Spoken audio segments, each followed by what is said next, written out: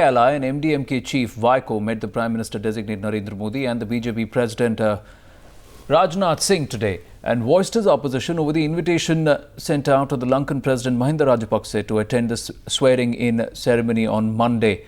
Shortly after, PMK chief Ramadas also expressed dissent, while DMK chief M. Karunanidhi appealed to Modi to withdraw the invitation. Meanwhile, even as Mahinda Rajapaksa is yet to confirm his participation, the Lankan president has attempted to reach out to Tamils by inviting the chief minister of Sri Lanka's northern provinces, C.V. Vigneshwaran, to join his delegation to attend the ceremony. Now, joining us this evening from the Sri Lanka National Peace Council, Dr. Jehan Perera. Good evening, Dr. Perera. You're live with our viewers over here in India.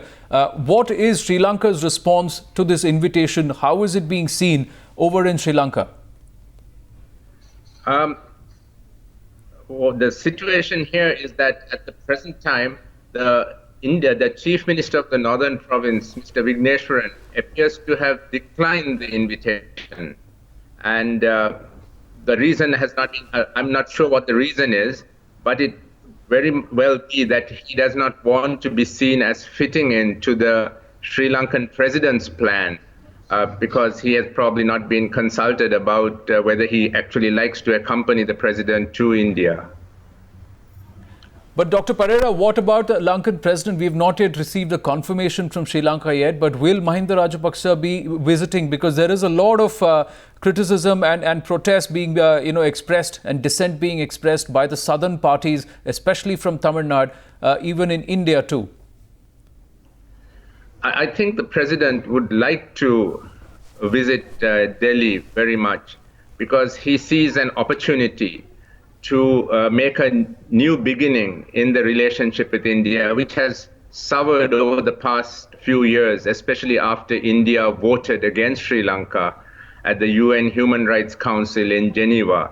There has been a thaw this year since India abstained in the vote, but I think the Sri Lankan president sees in the new Indian Prime Minister a kindred spirit, a person who understands nationalism, who understands love of the country, and therefore feels that there might be a personal rapport possible that will enable the two, Sri Lanka and India, to come closer together, even though nothing has really changed politically on the ground.